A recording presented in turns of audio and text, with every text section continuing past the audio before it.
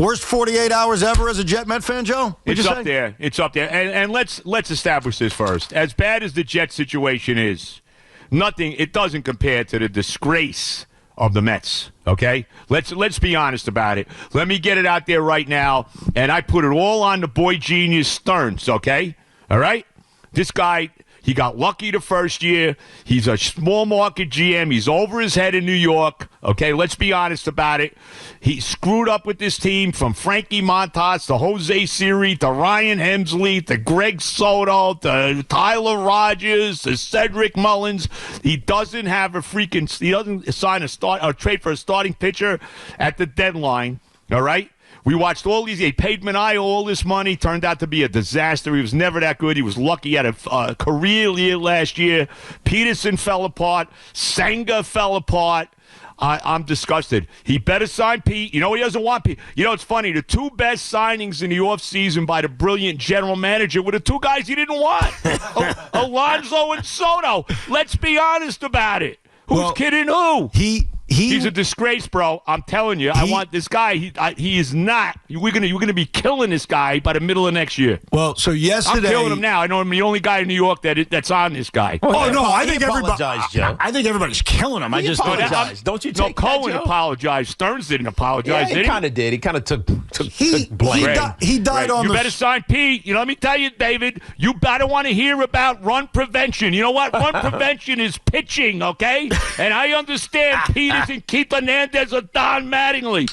But who do you want?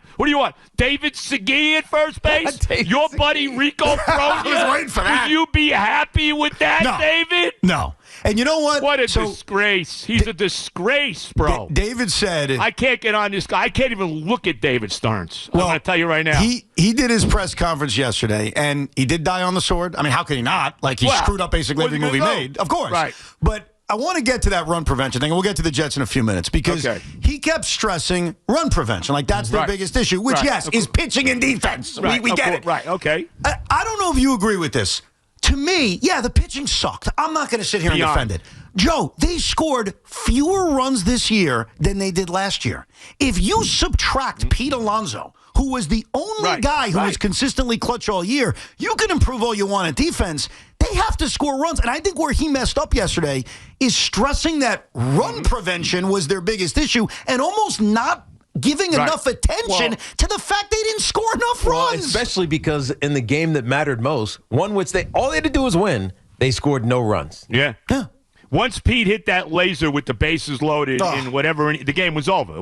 You knew it was over. Just like you knew the Jet game was over last night as Allen fumbled on a damn goal line. Yes. Yes. The Met thing, is it worse than 2007? I think it is. It's the worst of all time. Okay. Oh, there's no doubt about it, because, and I hate to use this. I don't like to use, because with the climate in our country, it's like, assassinations are no big deal. I hate to use the word bloodletting, but that's what it was. It was a slow bloodletting for 3.5 months. We basically bled out as Met fans. And what I was explaining to Tiki, because Tiki always says very rationally, look, history doesn't matter that much. Like what happened 50, and most of the time it's true. No. But what happened? It matters to the fan. It matters to the fan base. Because, it feels the same. But it is, Tiki. I know, but the players are different, right? The situation is different. The manager is different. The general manager is different. But it played out the exact same way. It plays out the same way. So to the fan, it feels like, all right, it's connected. You know what my saying? It's not really connected. It just feels connected. You know what my saying is about the Jets? What's that? You can change the owner. You can change the coaches. You can change the players. You can change the practice facility. You can change the stadium. You can change the uniform. You know what? The results never change. Never change. And it's pretty much the same with the Mets. I mean, we've seen classic collapses, 07, 08. I mean, even other ones that were bad. What they did in, 2 years ago with the whole disaster against San Diego to win 100 games, big deal. 98. Right, 98. Oh, God. 98 was a disaster. I mean, bro, it's unbelievable. I could go on and on. It was, I don't know if you felt this way. So Saturday when Clay Holmes delivers, I mean, what a start by Clay Holmes. It'll be forgotten about, but hell of a start. A part of me got worried thinking, oh, my God, we're watching the same thing as 7 and 8. Yeah. It's the same thing. Right. Except it was John Maine in the next to last game and Johan in the other next to last game, and then we lost the last game. Yes. Incredible. Yep. Besides keeping Pete and keeping Edwin, is there anything else specifically you would want the man from Milwaukee, the boy genius, the Harvard grad to do that would make you say, all right, he's got to get a legitimate veteran starting pitcher in here. I mean, I don't think there's any question about it. I mean, I love McClain, and he really looks like the real deal. I mean, we'll see about Sproat. We'll see about Tong. But certainly there's potential there, okay? But you need to get a legitimate veteran starter, okay? A guy that's going to give you innings. Desperately need that guy. So I'm going to be the first to ask you this. Maybe you've already thought about this. So it's possibly gone through your mind. The Pittsburgh Pirates are a minor league franchise. I think eventually they trade Paul Skeens. Would you include Nolan McClain in a trade for Paul Skeens? Oh, I got to give him McClain? I mean, they're going to ask. I would give him anybody but McClain or, obviously Lindor, Alonso, Edwin, and Soto. Yeah, your core players you keep, but everybody else is on the table. Right, because I can't give him McClain. I'll give him Sproat. I'll give him Tong. I'll give him both of them. You know what I'll do, bro? You could have Sproat and Tong. I'll even give you that overrated Francisco Alvarez, okay? Whose best move of the year was breaking the bat over his leg as he struck out at a 3-2 pitch 48 feet off the plate. Yeah, no, that was routine for him. But look, at the end of the day, you do need a major upgrade in the starting rotation. No question about it. It just is what it is. You look at what the Yankees have consistently done over the last however many years. It doesn't even matter. Just pick a number. It feels like they always have at least two good starting pitchers. And the Mets struggled with that all season long. So priority number one. You can call it run, what do you call it? Run prevention. You can call it run prevention. Just get another ace or a quasi-ace so that you have Nolan McClain and somebody else that you can count on every 3 or 4 days. Right. No, that's what they got to do. Look, they still got this Griffin Canning under contract. Maybe, he was really pitching well, and I thought he was pitching way over his head. Yeah. And obviously the injury to him and even the injury to McGill, came back to hurt him here. I mean, I don't think there's any question. But they got to upgrade the bullpen too, bro. I mean, how much more can we see Ryan Stanek? How Ryan Stanek, he's the you look up crap relief pitching and there's a picture of Ryan Stanek, okay? Yes. How is this guy still on the team? Ryan Stanek, Reed Garrett, Barzabon. I can't take it. And that's why, just lastly on the Mets, I hated the way Mendy managed Game 162. He was in too much of a rush to pull Sean Manaea. Let me tell you, Mendy managed scared for a long time this year, bro. Because he saw what was happening. He knew he didn't have the pieces in the bullpen. He knew his starting rotation was falling apart. And you could see, and I'm fine. Look, I like Mendy. I'm fine with him coming back. I really am. He doesn't deserve to go. I can't put a lot on him, although he did manage to. How about he takes just the last game? You're right. He takes Manaea out. And he bats Jared Young for Tyrone Taylor? Yeah. Really? Yeah. You're telling me you'd rather have Jared Young in a big spot up than Tyrone Taylor? Come on. I'd love Mendy to come back. I think he will come back. But when Bruce Bochy got fired last night, I gave some thoughts. I mean, he's one of the best of all time. Guys went to three different teams to World Series. I'm not disagreeing with you. Will the boy genius be okay with him being a manager? No. Of course not. No, he's going to go to. He's going back to San Francisco probably. Right. Okay. All right. Let's get to this disaster that was a football game last night. Oh my God. Do you think I'll start with this. Do you think the defense will ever force a turnover? Do you think we're going to go a full year without taking one away? Yeah, how about last night? Quinn Williams knocks the ball out. Yep. Can somebody, do they even see that the ball's on the ground? They're so unused to turnovers, they don't even look to see, hey, maybe the ball's out. That's true. You know what I mean? There was another one, too, earlier in the game where Tua I guess he kind of felt the bad snap. Yeah. The running back kicked it basically right back to him. I mean, it was unbelievable. Yeah. Sometimes it feels like luck, but a lot of it is just not being in the right place, not ready for the moments. Right. You know what I mean? And so I do. I think the other thing that was frustrating watching this game, because it didn't frustrate me. I'm not a Jet fan, but it was frustrating watching it from a let's see what the Jets are going to do perspective, is they keep getting beat on the same plays over and over.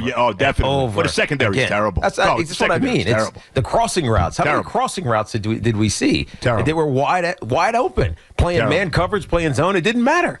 Yeah. And Sauce Gardner is the most overrated player in football. I mean, Darren Waller, okay, who basically stole money from the Giants. I mean, let's be honest, okay? Seriously, he basically mailed it in when he played for the Giants. Then he retires, comes out of nowhere, and he just in time to kill us, of course. Catches 2 touchdowns, recovers the onside kick, everything, The other thing, I assume you're going to feel this way, is they couldn't stop the Jets on the ground. They couldn't stop Breece Hall. And it felt like they didn't stick with the run more, and they didn't stick with Breece more. The ball needs to be in his hands more. Breece doesn't get the ball enough. I couldn't agree with you more. You're 100% on that. The problem, though, was they were behind. This idiot fumbles the – how about this, bro? We're in it's 10-3. I'm like, it's miraculous. Let's be real. Yeah. It's miraculous that it's only 10-3 at halftime. And we're getting the ball. Okay, so I'm like, all right, Nick Folk, who they never should have let go in the first place, who kicks a 58-yard field goal, whatever, even if he's 100 years old, whatever, okay?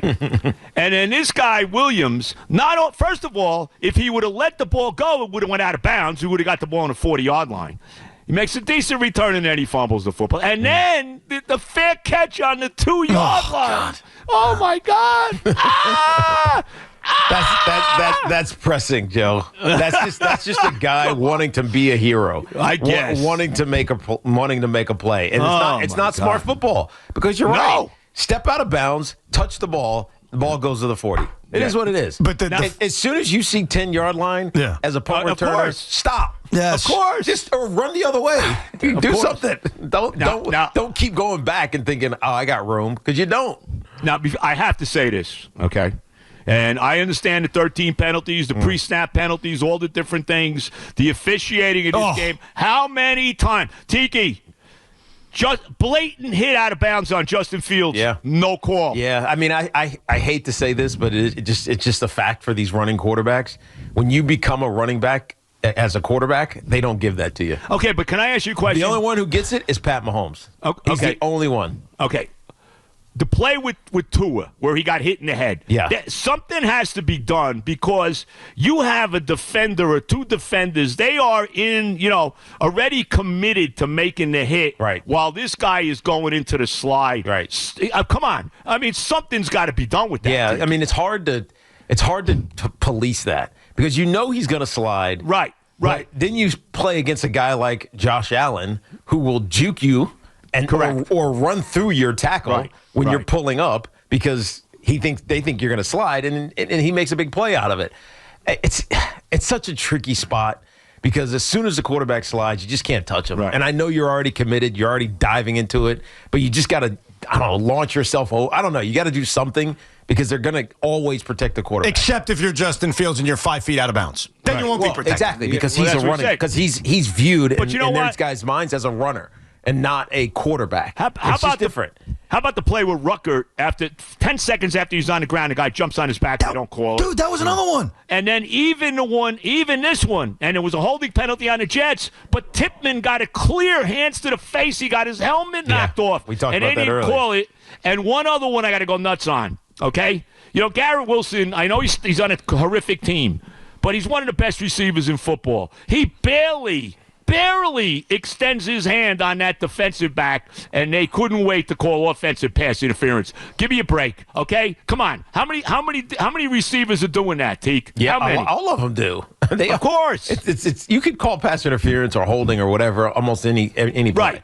Right. So it's just a matter of what you feel like you need to call. And the Garrett Wilson one, it changed the game. Yeah. Because it's a touchdown. He makes this incredible diving catch that they would have eventually ruled a touchdown. Right. They settle for a field goal. And then you mentioned the one with the illegal hands to the face they never called. They actually called a hold on the Jets. Mm-hmm. That's what I said. So, and that set them back. So these penalties, look, the Jets stink. We all get it, blah, blah, blah. Right. Those 2 penalties don't go against the Jets. It's a different game. It's a closer game. Yeah. Well, who knows? But let me tell you this, too. Here's the biggest issue I have through 4 games 0-4. Boy, this coach doesn't look like he's ready for prime time. I got to tell you, I hate to say it. He talks about I'm not going to play any. I kept telling my wife, I had her laughing. He goes, well, if you make mistakes for my team, you're not going to play. Well, if that was the case, he'd have no players. I mean, it's true. Everybody would be cut. I mean, come on. I mean, he just does. He looks like a deer in the freaking headlights. I hate to say it, but it's only 4 games. I hope I'm wrong, okay? But, boy, I don't know, man. That's my biggest fear of what I'm seeing. What coach. What I try to tell myself, because I completely agree. I don't know how anyone could watch these first 4 games and say, "Oh yeah, I believe in the head coach." I mean, I want to believe in the head coach. Right, I like the head coach, but I'm tired of every 2 years a new freaking head coach. Of course, and I genuinely believe Aaron Glenn, like many other coaches who came here, he gets it. He understands what the Jets are, what this franchise is, what the fans are. I give out hope that the Lions, because I know he said this before and it's true, they were 1-10-1 in year 1 under Dan Campbell, and they went 3-13-1. And I'm sure people in Detroit probably said the same stuff we're saying right now about Glenn, which is he ain't the guy. They look overmatched. I think we have no choice but to be patient. Like, I don't want to get rid of him, but it's tough because we need some signs of life. Yeah. Being an undisciplined mess where you get penalized for every dumb thing, and you turn the ball over and you never force a turnover and your defense is a sieve. Like, that's a tough thing to, believe in. Yeah. And the no turn. Look, how many years have we yelled about not turning the ball over? Yeah. Forever. This has been going on for centuries, it seems. But it's everything defensively right now because it's turnovers, 1. There were no QB pressures. None. Not one. Can I ask you a question? For both of you guys, okay? At the trade deadline, let's say we're 0-7. Okay, which is, who knows? how many Cowboy fans are going to be in a building Sunday? I'm actually going to the game. It's unbelievable. I'm sure Jerry Jones will be, shaking hands with me. There'll be 50,000 Cowboy fans there. Then they go to London to play Denver. You think they're winning that game? No. Come on. All right, exactly. So, and I forget, maybe Carolina. Maybe. At home. Carolina did smoke Atlanta a couple weeks ago. Right, whatever. But then they were Be bad. that as it may. You're right. They're not any good. Okay, whatever. But let's say we're like that. Bro, I would be open to getting rid of anybody not named Garrett Wilson. I got to tell you, I would get as many draft choices as I possibly could, and let's completely rebuild this football team. Am I nuts saying that? And I'm talking about everybody. Quinnen Williams, Sauce Gardner. Maybe you want to keep the young tackles, maybe. That's my only difference. That's it. Maybe the young tackles. Yes. Okay. I'll keep the young tackles. Fastenal and the other kid. All right, I'll take from Missouri, Membo, right? I'll take him. Okay. Maybe a rookie like Mason Taylor, somebody else. But that's it.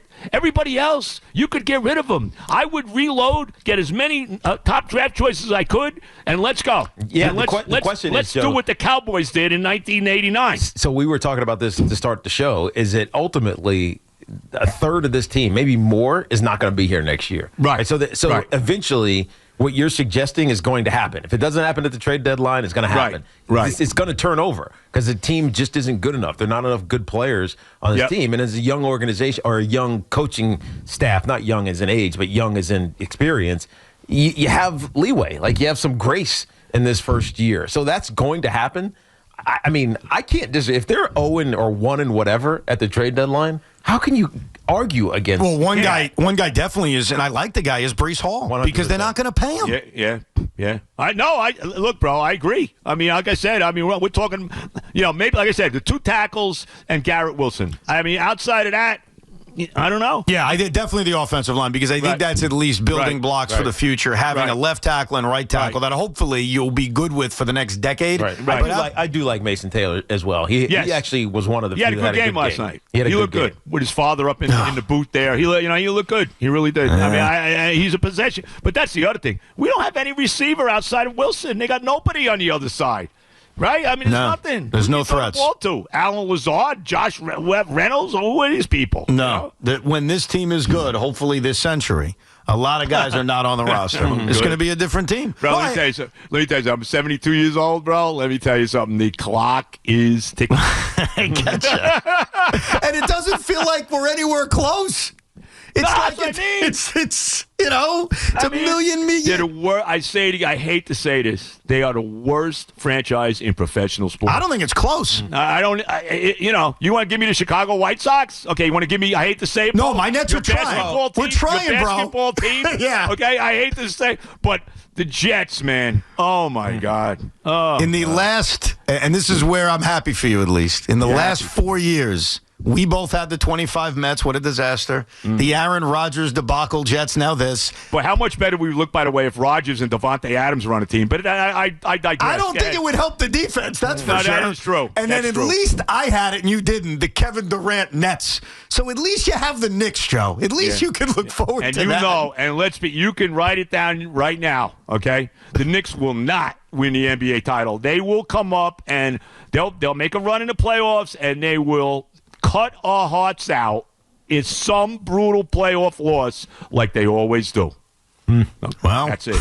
No team I root for has had, and you know this, Brian, has lost more brutal playoff games than the New York Knicks over the last, 40 years, let's be honest. No, you're not wrong. Well, Joe, always good talking to you. All right, God bless you all. Be well. Appreciate it. The great Joe B. If you missed any of it, you could rewind it on the Odyssey app. Obviously coming out firing on David Stearns and the Mets, the disaster that was. Now the Mets season is over, and it's on to watching the Jets get off to an 0-4 start. And it's also on to playoff baseball. Earlier today, the Detroit Tigers advanced. The Cubs and Padres are battling it out.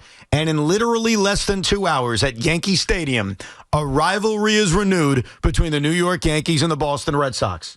And one of the biggest questions everybody has, Aaron Judge. Will Aaron Judge finally have that signature postseason run?